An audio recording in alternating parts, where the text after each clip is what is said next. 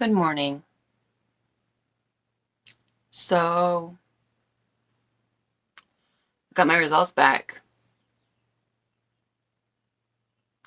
and I wasn't surprised by the results. Still struggling a little bit with the results, because I feel like if it's not one thing, it's another, and that's just pretty much how my story goes, unfortunately. So, yesterday was right about 2 weeks since my biopsy.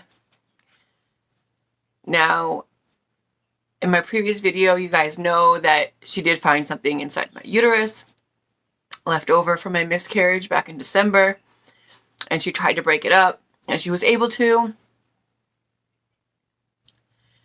And just so happens when I was there, it came out when she was doing my biopsy, or before my biopsy, I should say. And she was able to collect it to test it, as well as my actual biopsy. My biopsy tissue came from my cervix. I think that's important to know.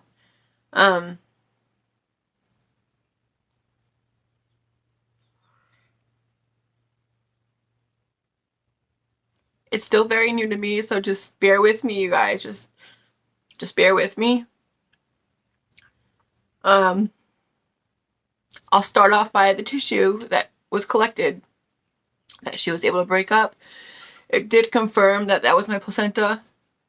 So pretty much my placenta was still attached from December all the way until the end of February.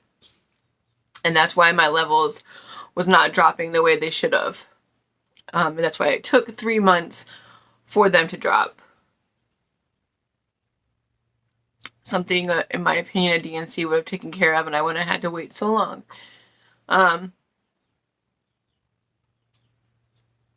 it's not here nor there at this point. So that was confirmed that it still was tissue from my pregnancy. And then my biopsy results came back that I have inflammation, infection in my cervix and uterus. She said it was a high number of 8. I'm not too familiar with it. I don't really know much about it, so this is just also new to me, and I was struggling when she was talking to me, so I didn't really get to ask many questions.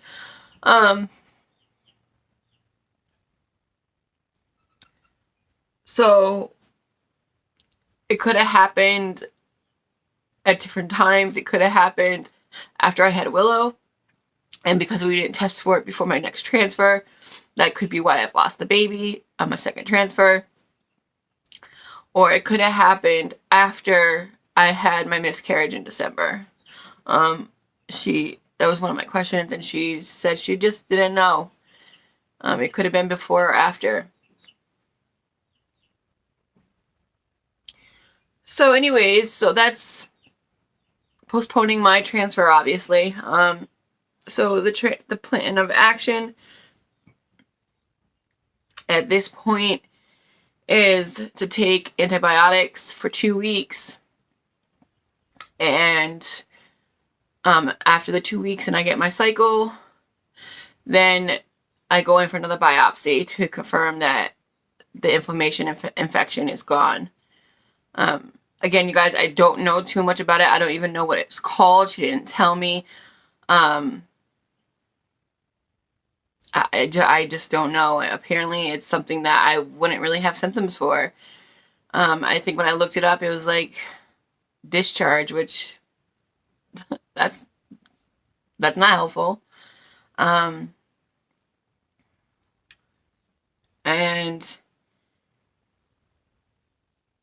yeah, so that's the plan. So this is what I'm on. I'm on doxyclilamano. Oh my goodness, I don't even know, you guys.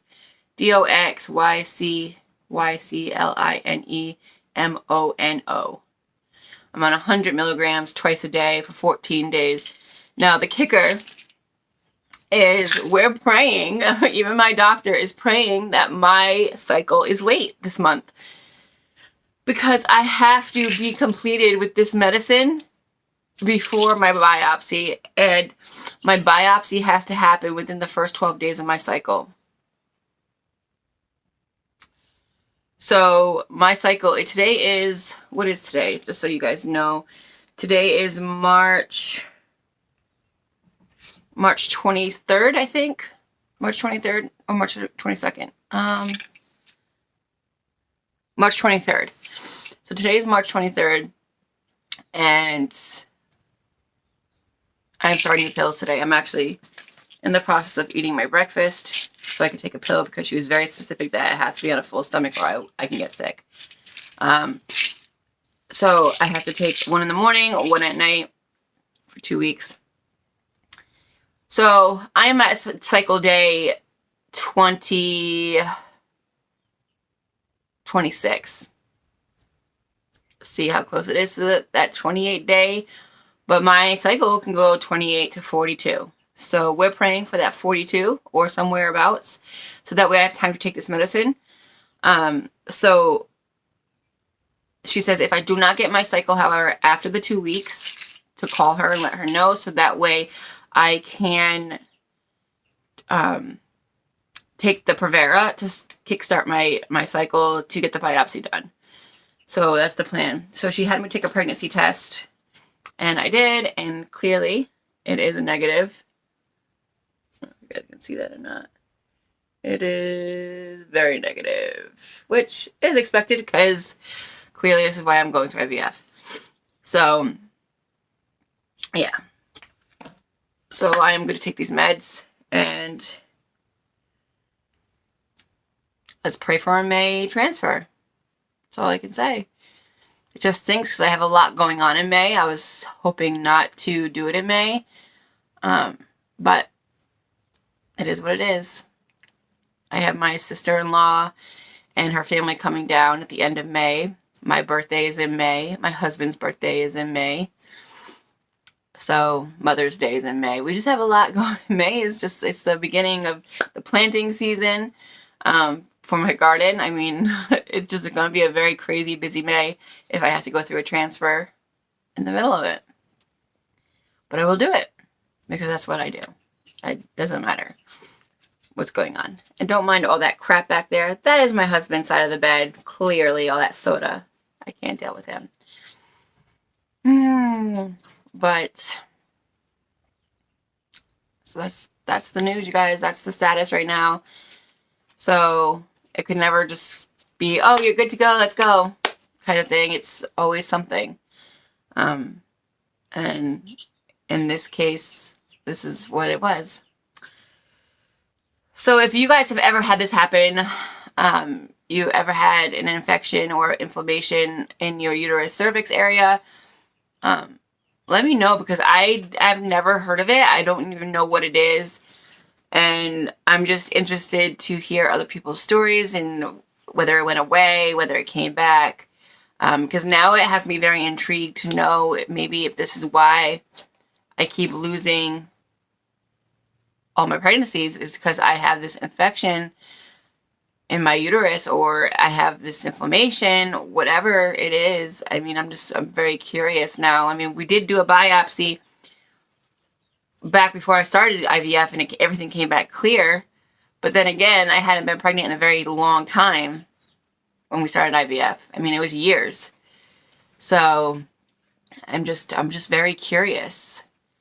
Another side note, you guys, too, is me and Josh started talking about surrogacy. I don't want to go that route, and I'm praying that I don't have to go that route. But we've started talking about it. We've even asked somebody to be our surrogate.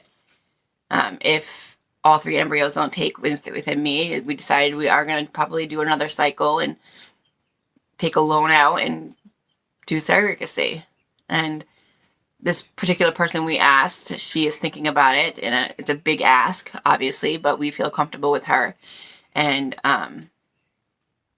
so we will see what she says. If not, we might have to go through an agency, which is what it is. I kind of hope not, but I hope I can get somebody, or somebody will offer to do it for me within my circle.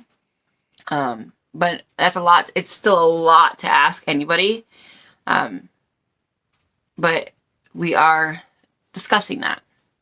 So I just figured I'd let you guys know as well. So, but let's pray and hope that we don't have to go that route, and we can definitely for sure have one of these embryos take and have a beautiful healthy baby at the end, and I can experience it all from beginning to end with a happy ending at the end instead of a sad ending. Fingers crossed, you guys. So let's just get this infection gone and move on.